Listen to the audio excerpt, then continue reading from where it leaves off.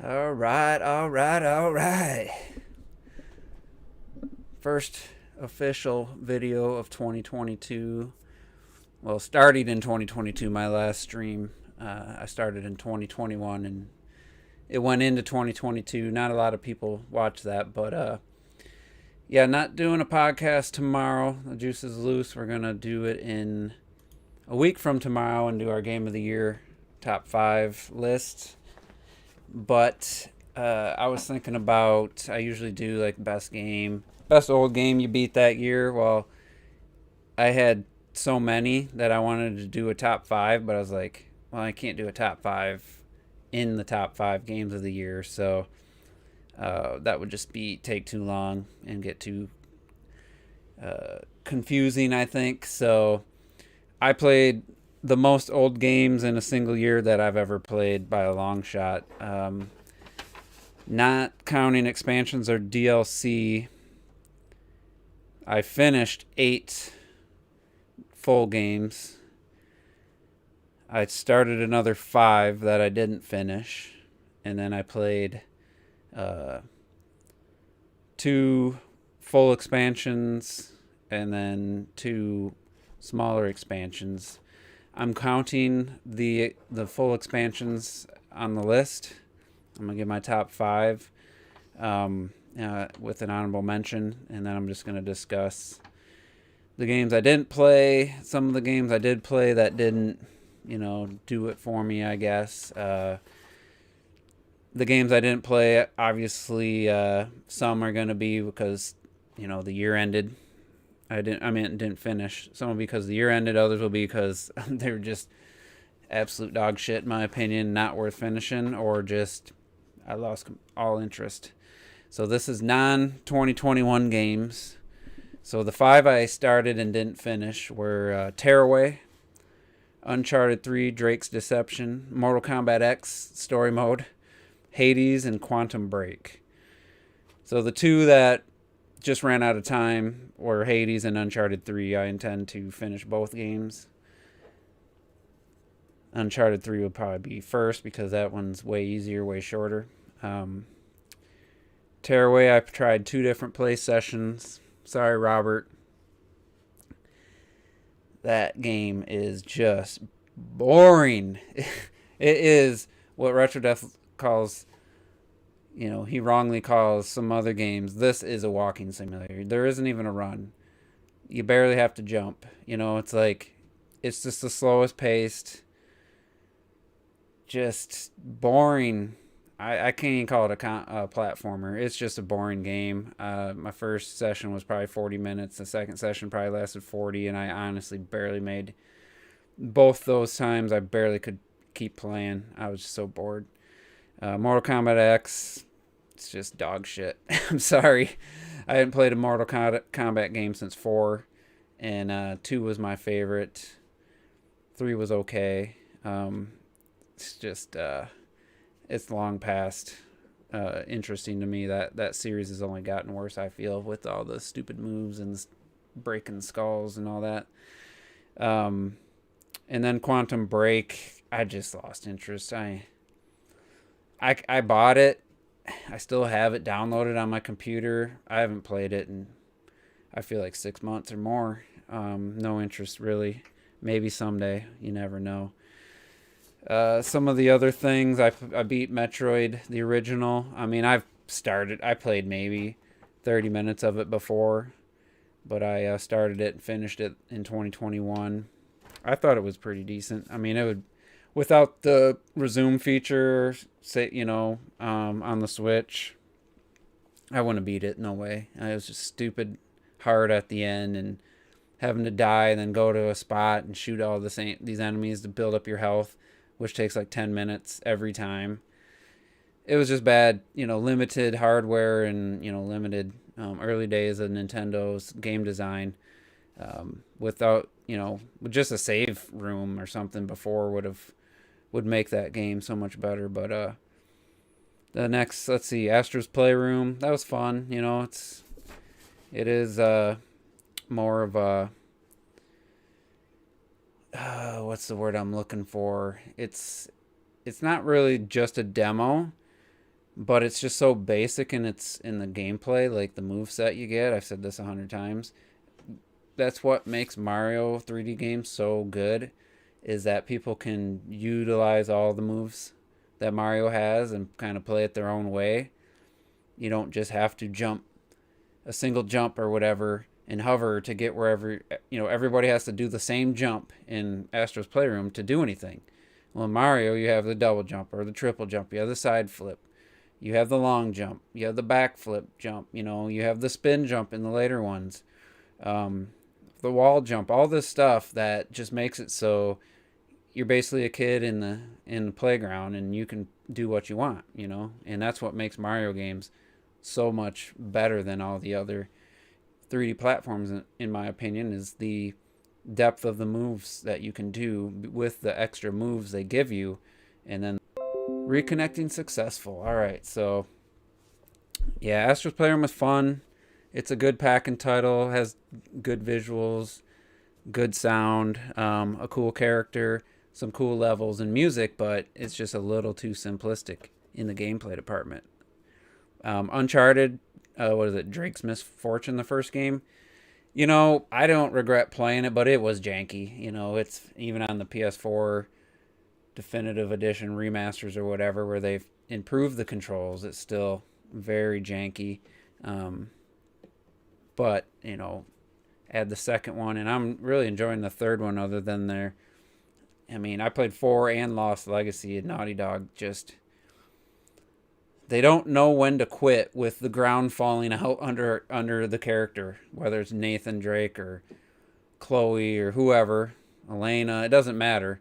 They just can't stop them, the habit of making the ground fall under the feet of the player, and they just do it over and over and over. But other than that, I'm actually enjoying Uncharted 3 quite a bit. But Uncharted 1, it was okay. I can see what the fuss was about back when it came out. PS3 didn't have anything to play. You got likable characters, cinematic, cinematic story and stuff, and it was new and unique at the time. Now it's, Tomb Raider's redone it. A bunch of games have done it. Uncharted keeps doing the same. Let me check something real quick. Not getting any viewers coming in, so I'm wondering, it was kind of a spontaneous, it's Sunday night. I don't know, maybe Terrell's streaming, but I thought it would be a good time slot. And nobody's jumping in, so let me make sure it's showing up. I'm going to maybe post it on Twitter. It's probably because I put Days Gone thumbnail. That probably scared people away. Let me check something real quick. Just going to post this on Twitter. I don't know if anybody's here, but if you're watching this on the replay, I'm just trying to get some live viewers.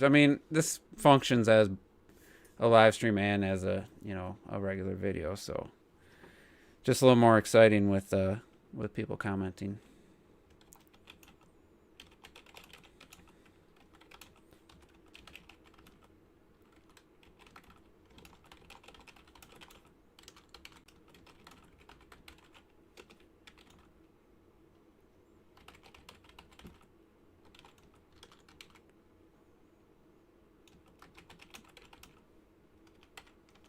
Oops, typos.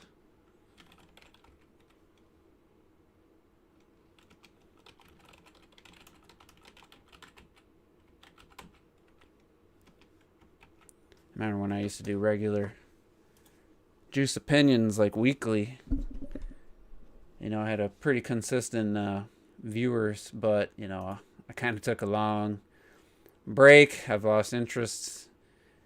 Just been sticking with the podcast. A lot of gaming content's down, a lot of views are down. So anyway, we're just gonna go through.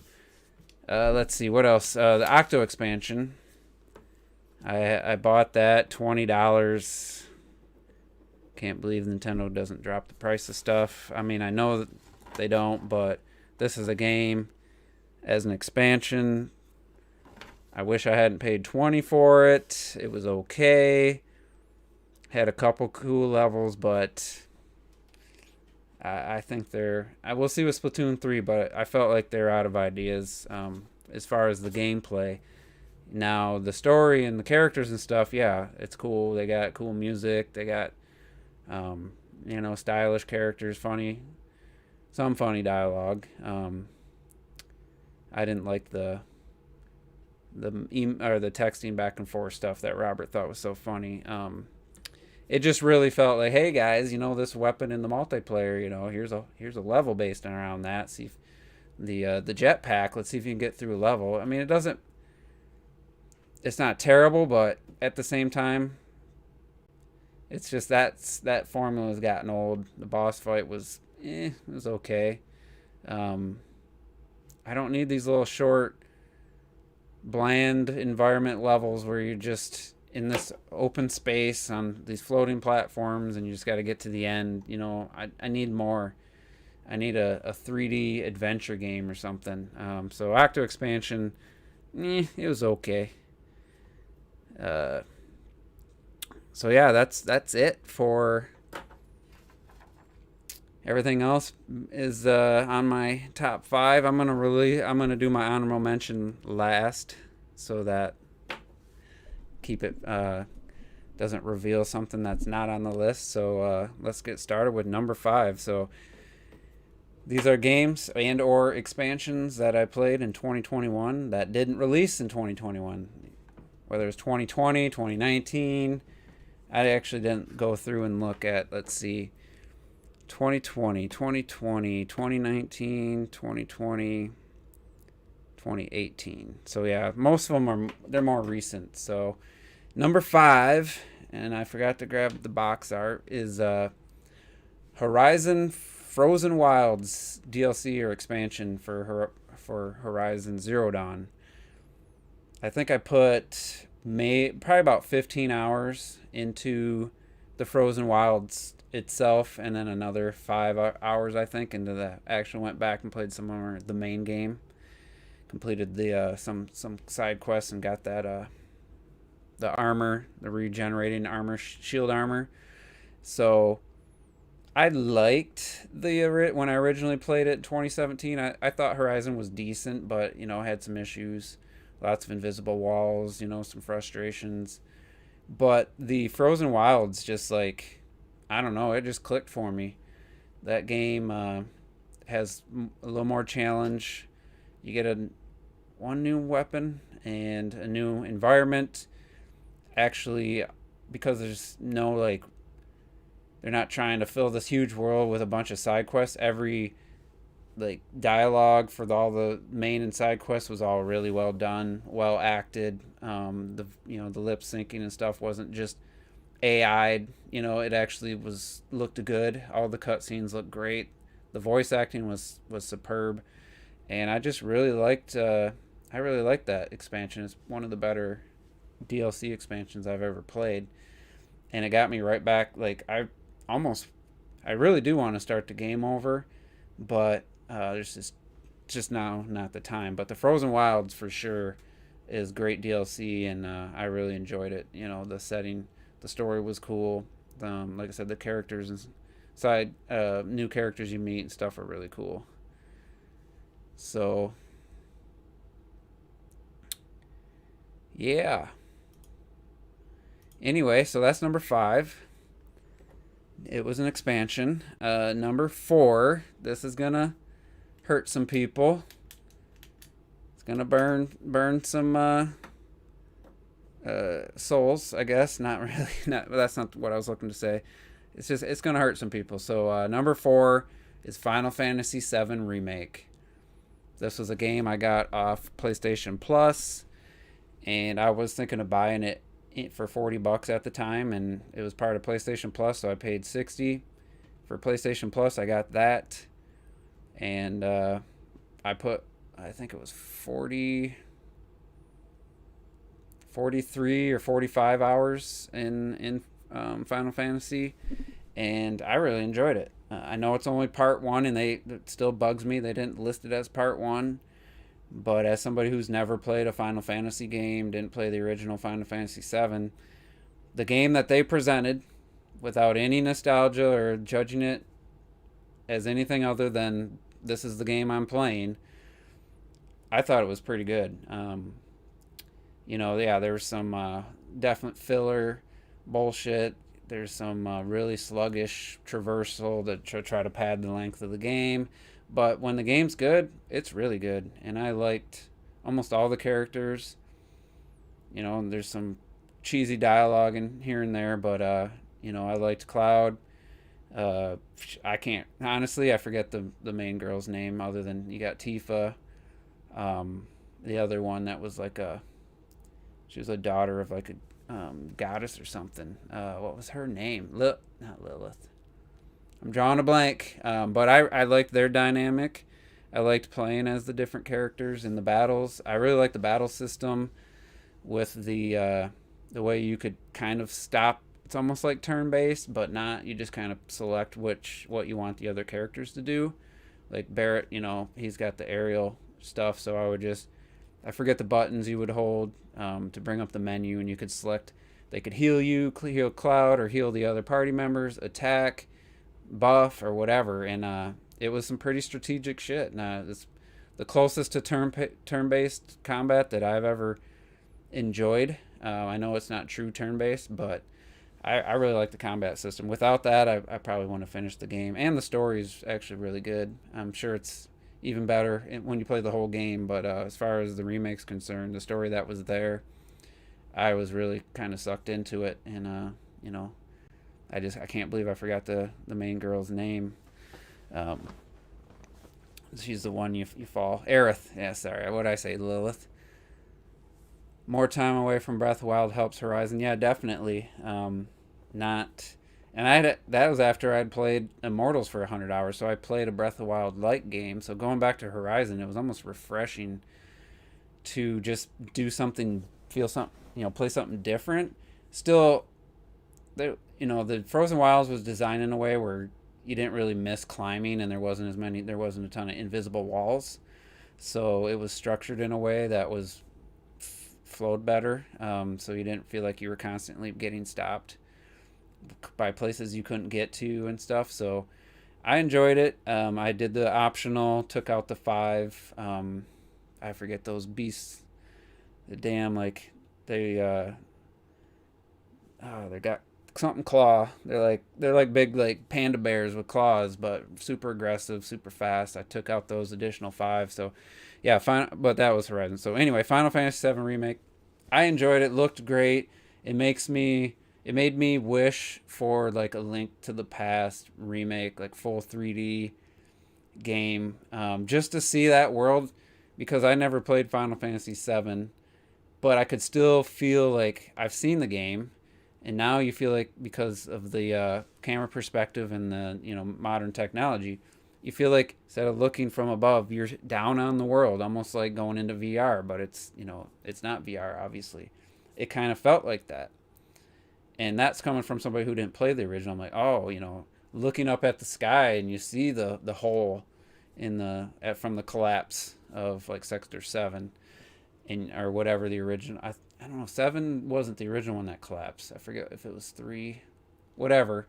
Wherever the original old collapse was before the story starts, you look up and you can see this giant, as far as the eye can see, metal roof, and then the whole. It was really well done. So yeah. So number 3, and this one's gonna probably surprise some people. I mentioned it in a few podcasts. Is A Plague Tale: Innocence. This is another PlayStation Plus game. It was day and date when they released the PS5 version, which was a free upgrade from a 2019 game. They released it as PlayStation Plus. I downloaded it, and like 3 months later, I played it, and I really enjoyed it. It's not an action game, that's for sure. It's got some stealth. It's almost like a puzzle stealth where you just got to figure out how to avoid being seen. Later on, you get some attack moves, and in the sequel, you have like a crossbow and like a stealth kill. So I'm looking forward to the sequel. But A Plague Tale: Innocence completely went in blind. I didn't know a single thing about the game. I didn't know it was about a freaking like sea of rats that like were just rampaging the countryside and just killing like I guess that's where the plague. Plus, there's also a plague going on at the same time. But really good characters, really interesting story, well acted. Yeah, it wasn't like the hugest budget, but decent looking game, likable characters, and some fun gameplay elements. And I just really enjoyed it. I think it only took me like 9 hours to beat, but I had no idea what I was getting into, and I played it and I really liked it. I mean, it's on Game Pass now, so if you have the Game Pass, I would definitely recommend checking it out. It might not be to your taste. It's a slower paced game. Um, there's no like exciting running away from anything. Well, there's one of those kind of, but it's not like Uncharted or anything. So yeah, Plague Tale: Innocence. It's a good game, and I think I don't know if it was $40 or $20 when it came out. So Final Fantasy VII was 40 when I downloaded and played it, and A Plague Tale, I believe, was 40. And so right there was already worth the PlayStation Plus membership. Plus Dirt 5 is January, so I'm definitely downloading that game I almost bought. And I downloaded a couple games that I already had physically, but I downloaded the digital version, so I can can play those with ease. So yeah, now we're gonna get into number 2, and I forgot to say in the beginning, I'm gonna kind of cheat a little bit. The not this game, but the number 1 game I actually started in 2021 or 2020. I have put like 20 hours into the game. So, and it was on my game of the year list last year, but I played the majority of it in 2021. I beat it in 2021. I did a whole second playthrough in 2021, and I played the DLC. So, but anyway, number 2, it's one of the best PlayStation exclusives in my opinion. Ghost of Tsushima. Now, this would have been number 1 if I didn't break my own rules, but this was a hell of a game. Like seriously, like I can't think of any other game where I've been so compelled to do every fucking side quest. Every time I run into somebody to help, I just really felt like, yeah, these Mongols are like terrorizing this continent, this country, or whatever. It's not I don't know if that's considered a country or continent or island, whatever. Japan, it was an island. Tsushima was an island off the mainland. Just trying to liberate, help people, the sake brewery, if that's what it's called. This person's daughter gets kidnapped. Well, I'm gonna go help her. Most of the time, everybody dies, but there are times where you save people. They're not always grateful. It was just the story, man. I was sucked into the world. The world was, beautiful looking. Yeah, and it felt like a video game. It didn't feel like a fucking trying to be a movie, even though it was trying to be a movie, like the duels. Very cinematic, very cool, very Japanese samurai movie inspired. But this felt like a game through and through, like very gamey stuff in it, like the obvious white marks on rocks you can climb, some of the jankiness, involved with games that look super real, but the characters got to be able to do certain things that aren't possible in reality. The combat gets really good once you level up, and I know Robert complained about the teleporting enemies, but that was not really a thing for me. I mean, I seen it, but I was just such a badass that it didn't really affect me. Early on, I struggled with the combat. I was dying a lot, but I got better, and this is a great game. If you got a PS4 Pro or a PS5, I would recommend that game. Open world wise, it's got some uniqueness to it. Like I said, I was so inclined to do everything just because I really got sucked into the the world, the story, everything going on. The characters really well acted. You know, everybody's like, "Oh, that's a boring main character."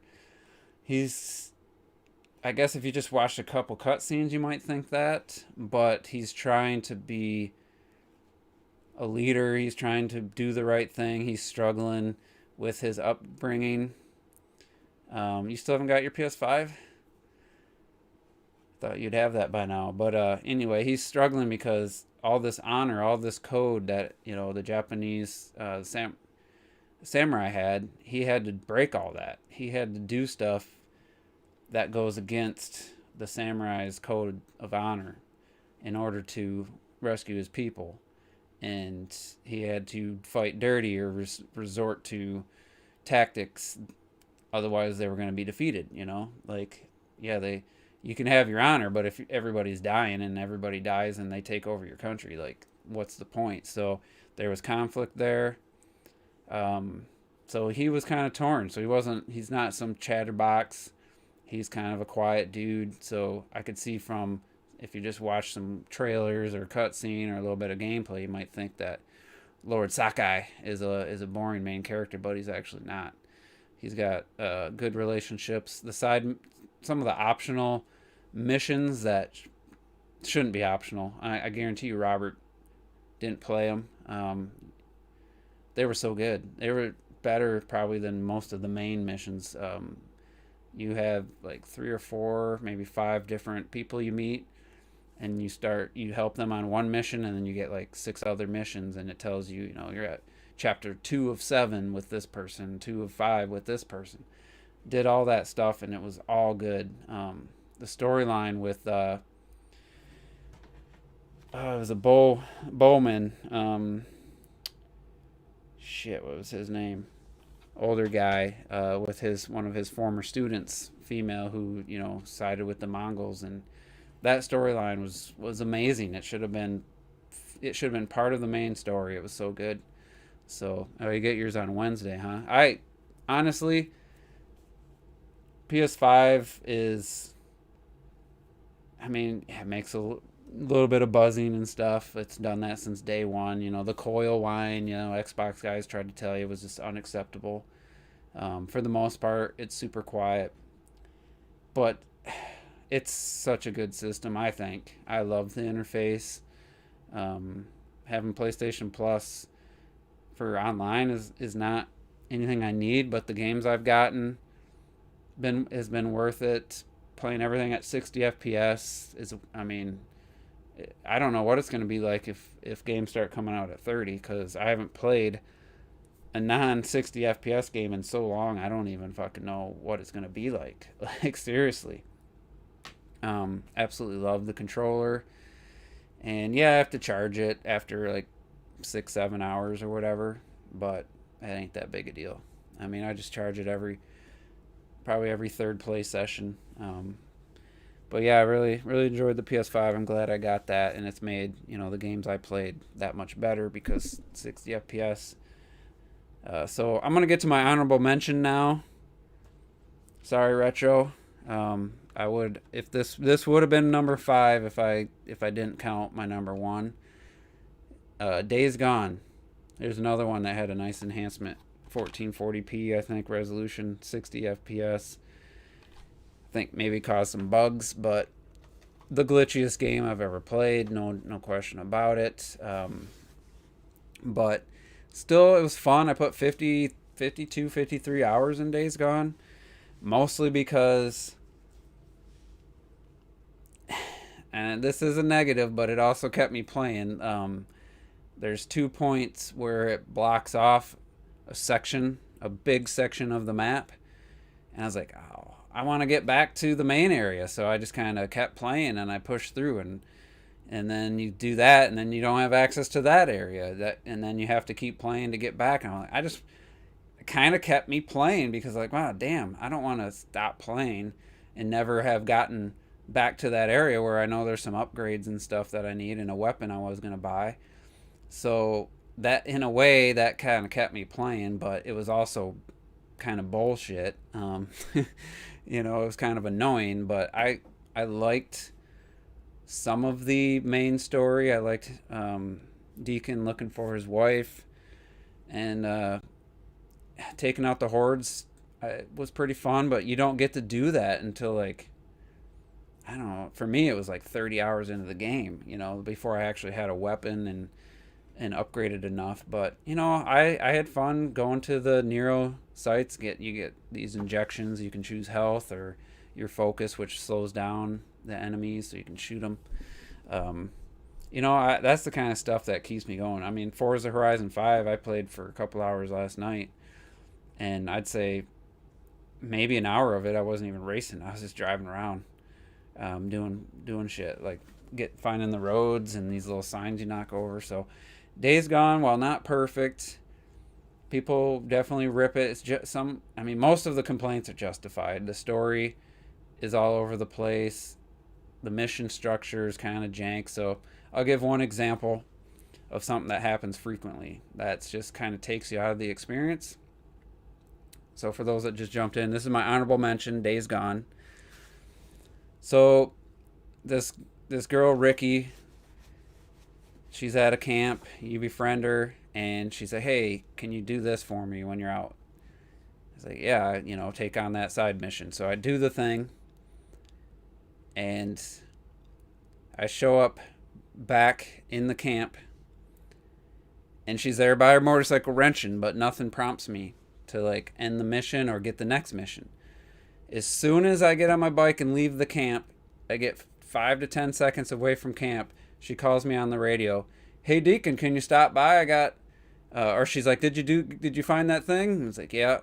She's like, "Cool. Next stop by, and I'll tell you the next thing I want you to do or something." I was just there, looking at her. She did have nothing for me, and I get on my bike and I get 5 seconds away from camp, and I get a call. So then I drive back, get close to her, and a cutscene starts. So then that's how you finish the mission or get the next mission.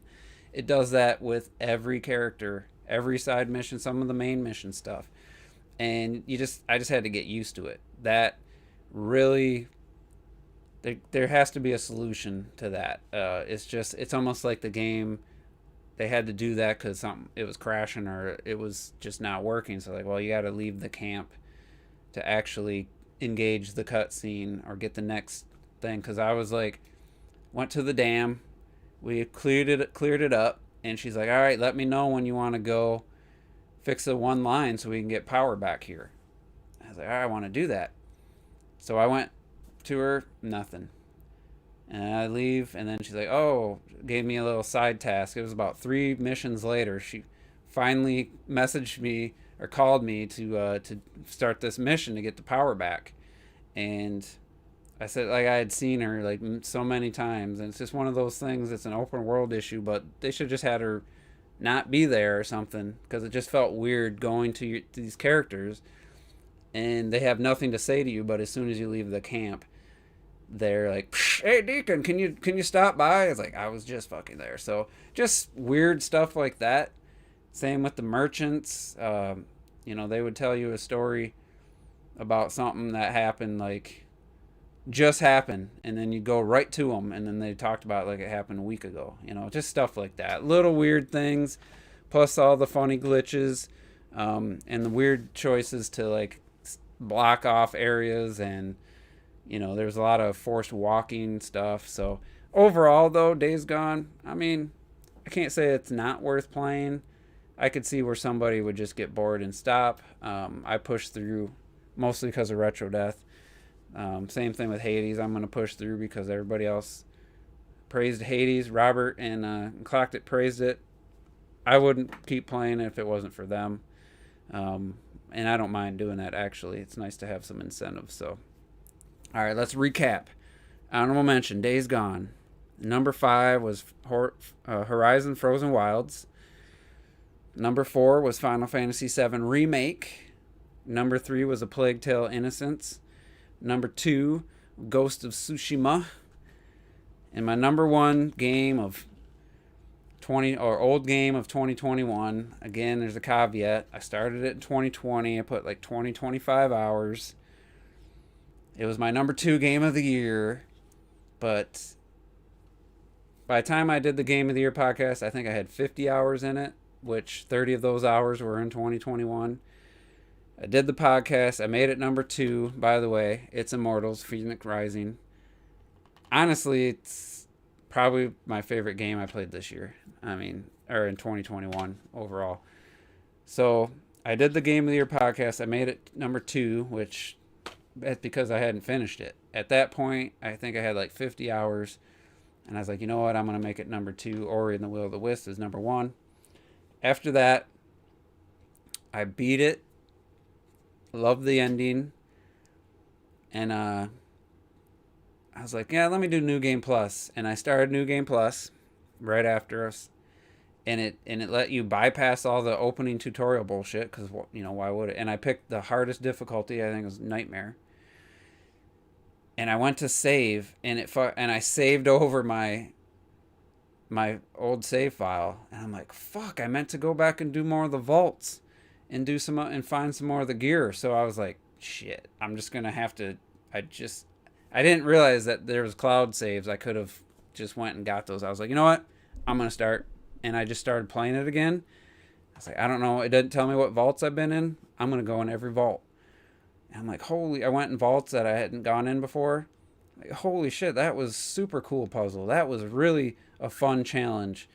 And I was like, damn, I'm really liking this. And then the combat on the hardest difficulty made it so it wasn't just a freaking button match. I had to really strategize. I had to, it was really intense. I died, early on, but then I got my hearts back. Actually, I think it let you. Did I start with all my hearts? I'm trying to remember. I got everything upgraded, got all my moves, all my defense upgraded, max, the gear and stuff, weapons. And I was like, damn, like this is even better than my first playthrough. So then I got the PS5. At that point, I think I was at like 67, probably more like 70, 80 hours. I get the PS5, playing it at 60. It just looks fucking stunning. So I'm like, I'm gonna find every vault. I'm gonna find every piece of armor, and I damn near 100% the game. Then I played the DLC, A New Gods, phenomenal. It was like 10 hours. I'm counting it all into one. The 2 DLC packs plus my second playthrough and finishing Immortals. Honestly, this 120 hours I think total. The only down part was a myth. The second DLC, Myths of the Eastern Realm, was a little disappointing. It was just kind of more of the same, but not as good. Not as good of a story or characters. But, damn, like 120 hours. 20 of it was in 2020, so, it's kind of cheating to put it at number 1. But absolutely love it. One of my favorite art styles. Good music. The flying is great. The characters are fun. I love the New Gods was, just dealing with the gods like that you dealt with in the game, and some puzzle. There was like a puzzle, like trying to figure out the solution, and kind of like a mixture of both types of levels were kind of like the 3 main things you did. And some of the best puzzles I've played, like, they're not Uncharted puzzles. They're not, oh, you gotta line up these to spell something out, or you gotta turn the. It's just using your your power. It's not magnesis, but using your power to lift objects with these portals, and then these pressure sensitive switches, and there's blocks that if you hit them, they float. You hit them again, they fall. When they're floating, you can throw them and get on them and ride them like. To places you couldn't reach, and carry another one and throw that one, jump to that. Like, there's just so many cool ideas that honestly I think they just like brainstormed after the main game was done. If the best stuff from that had been in the main game, and it had been less optional stuff, I think this game, Immortals, would be revered a lot higher than it was, and reviewed better. Because that was some of the best. Like, I keep saying puzzles, but just whatever you want to call it, brain teasing or using abilities that you have, using these blocks that you didn't have in the main game, to figure out how to get to places you couldn't get before. Just problem solving, really. And it was just so good. And then the main game, I just loved replaying it. It got a little bit towards the end. The enemies were just so tough. It was almost frustrating because there's a lot of chests that are like guarded, and you're just like battling for 10 minutes just for a chest, and it's like, oh, it's a different sword or something. So towards the end, I got a little bit tired of just combat, but that was after like 110 hours. So yeah, that's it. Immortals Phoenix Rising. Honestly, even put up to the true 2021 games, I'm still gonna give Immortals my favorite game I played in 2021. Period. Um, I mean, Matthew. I mean, it's only scored like a 7.8, so it's not. I don't have some delusion that it's like this awesome game that everybody's gonna love. But I will tell you, if you pick it up, don't just play through the main story in 30 hours, beat it, and judge it. Because, unfortunately, for some, they'll never experience some of these amazing vaults, which are like shrines. Um, you only played one new game. I played 7 or 8 new games in 2021 and beat 5 of them, and then one's Forza Horizon, which you really don't beat. I mean, it's ever going, nonstop. It's not it's a free, new content, new races and stuff all the time. So, but technically you can kind of finish it, but not really. So I don't actually count that as something you can finish. But so yeah, I played like 7 or 8 2021 games. But anyway, Immortals, like, if you get it and you're playing it, my advice, play it, first of all, play it on hard, because the harder combat just makes it more engaging. It's not so, you don't get, for me, on the lower difficulty, I just kind of breezed my way through a lot of it, and it wasn't as engaging, and I was getting kind of bored with some of the combat. But on the harder difficulty, you actually have to, pay attention to what you're doing, and you get some combos you can make. But yeah, if you're just skipping vaults and you just do the main story, you might enjoy it. But I keep mention his name, Robert. I truly believe that if you just go through the main story and don't do really any of the optional stuff, you can say, well, that's what they intended. I did the main story. I beat the game. Well, you didn't play the full game. You didn't experience Immortals in its entirety. For better or worse, you can say that's a flaw because it's optional stuff. Just like Ghost of Tsushima, it's optional. But if you didn't play it, you missed out. I can't accept anyone's opinion on Immortals or Ghost of Tsushima if you just basically straight line through the main game. You did all the shrines before you took out a divine beast. How silly, man! You missed just having Rivali's Gale. I mean, there's so many. Mipha's Grace, I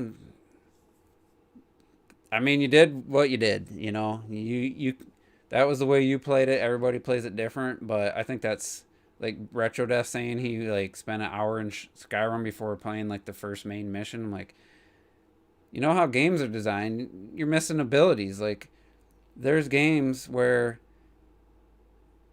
like there's not, you get an ability halfway through the game that would just not just make it easier, but make it more enjoyable to explore, more enjoyable to go through the rest of the world. So but I can't, like I said, I can't judge anybody who played Breath of the Wild any particular way other than looking up where all the shrines were and just going to them and beating them. I'm sorry.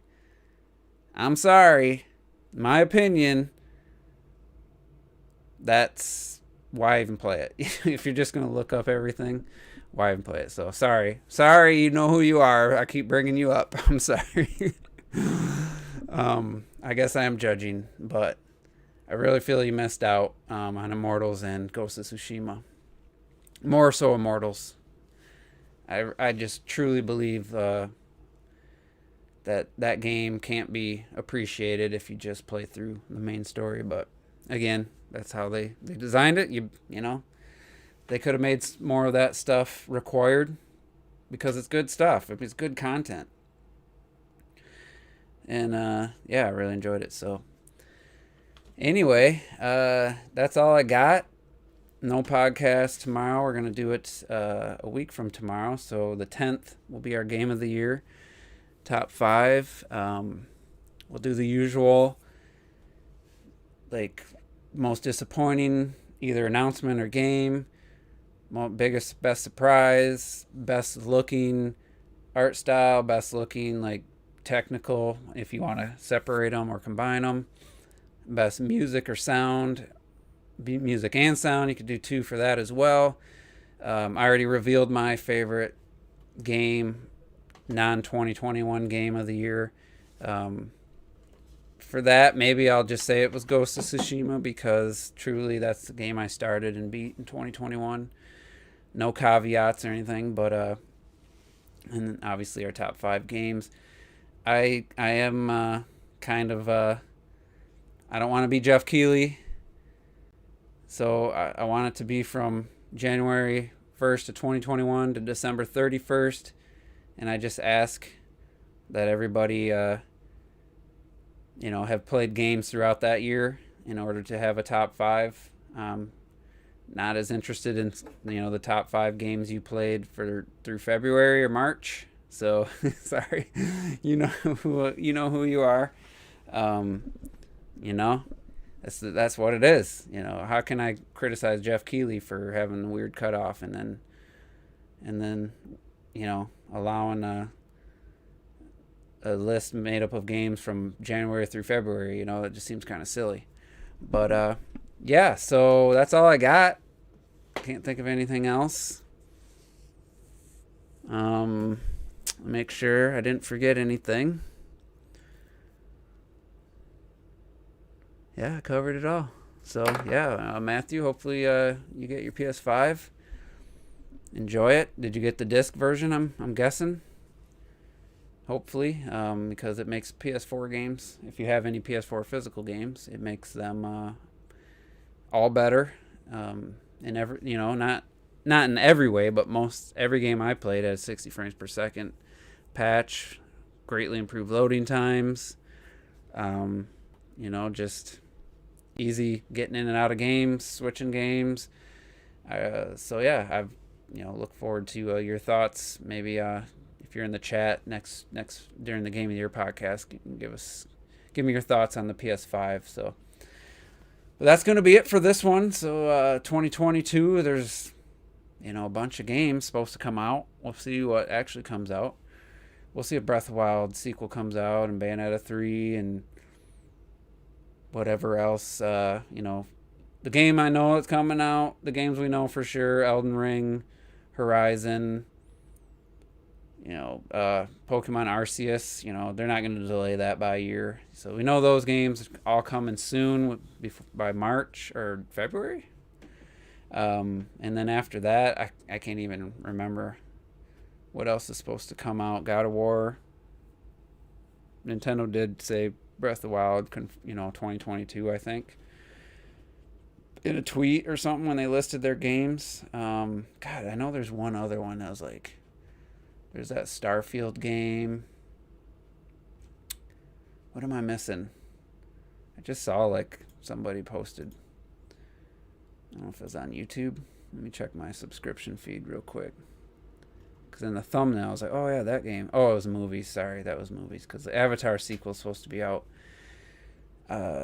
in 2022 December. So we'll see how that is. It's been fucking 10 years. Or however, what did that come out? 2009? Been more than 10 years, sorry. It'd be 13. Hopefully it's good, because I loved the original. Yeah, you got the disc version. So yeah, that's it. Thanks for tuning in. If you missed the beginning, just go back. I'm sure some people won't like my number 4, especially. Robert, I apologize for calling you out. But yeah, That's the juice opinions. I gotta give my opinion. In my opinion, you didn't fully play Immortals, and you missed out some great content in Ghost of Tsushima. So, with that, I'm out of here, and we'll see you next time.